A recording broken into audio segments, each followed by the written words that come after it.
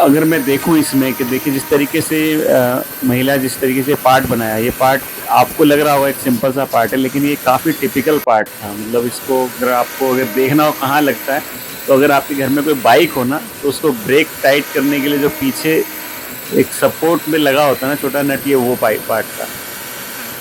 और इस तरीके के छोटे छोटे और बहुत सारे पार्ट। अच्छा, मैंने एक चीज़ देखा माइक्रो इंडस्ट्री के अंदर, इसमें सैयद भाई के यहाँ हॉस्पिटल के लिए भी बहुत सारी चीज़ें बन रही थी।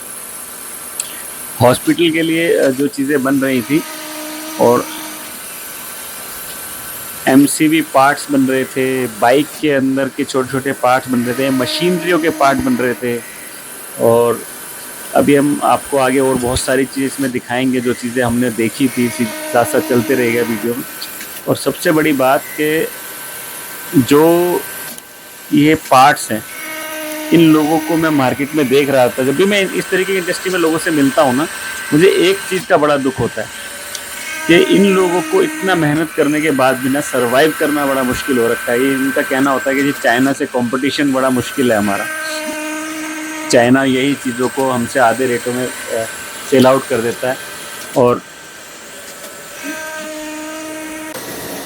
ये लोग जब इस पार्ट को असेंबल करते हैं, इतने छोटे छोटे पार्ट करते हैं, तो चाइना से कंपटीशन करने के लिए इनको महिलाओं को और स्पीड में काम करना पड़ता है। अच्छा, यहाँ पे मैंने एक चीज़ और देखी, ब्रास के पार्ट्स, एल्युमिनियम के पार्ट्स और बहुत सारे अलग अलग तरीके की चीज़ें बन रही थी, स्टेनलेस स्टील के पार्ट।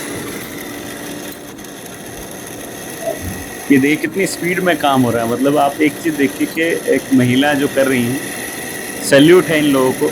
सच बताऊं,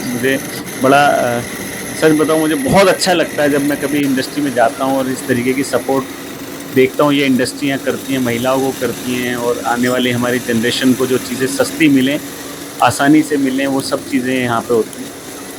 लेकिन दोस्तों, एक चीज़ जो मुझे नोटिस करने को मिल रही है इन इंडस्ट्रियों में जाके, वो समझ में आ रहा है कि गवर्नमेंट की जितनी भी फैसिलिटीज़ होती हैं, जो भी चीज़ें होती हैं, वो बड़े बड़े उद्योगों को तो मिलती हैं, बड़े बड़े ब्रांड्स को मिलती हैं, बड़े बड़े कह सकते हैं इंडस्ट्रियलिस्ट को मिलती हैं, लेकिन ये लोग बड़ी मुश्किल से सर्वाइव कर पाते हैं। जैसे कि लास्ट एपिसोड में दिखाया था हमने, ये सैयद भाई हैं हमारे, ये ऑनर भी हैं कंपनी के और साथ में खुद भी काम करते हैं। और देखिए इन्होंने चीज़ें अपने आप डेवलप की हैं, मशीनें अपने आप बनाई हुई। ये पार्ट जो है इसमें थ्रेड डलने का पार्ट है।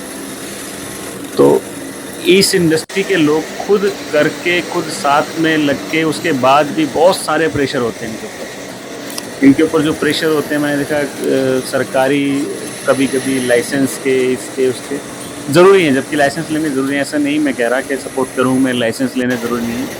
देखिए जैसे कि ये प्लास्टिक पार्ट, इसमें थ्रेड डल रही है मैनुअली।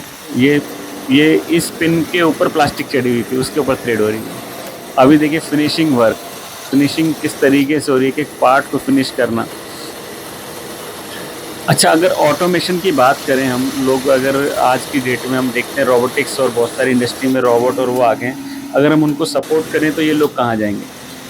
सबसे बड़ा इशू ये है कि ये जो जितने लोग हैं जो मतलब अपने लाइफ में दिहाड़ी के ऊपर काम करते हैं, बहुत छोटे छोटे अमाउंट्स पे काम करते हैं, तो अगर सभी चीज़ें रोबोटिक्स हो जाएंगी, ऑटोमेटिक हो जाएंगी, तो ये लोग कहाँ जाएंगे? तो कहीं ना कहीं अगर हम लोग इन लोगों को सपोर्ट करें, आपको बताऊं मैं, बहुत अच्छा रहेगा। आप लोग साथ दीजिएगा, वीडियो में बने रहिएगा, आगे हम आपको दिखाते हैं और बहुत सारी चीज़ें।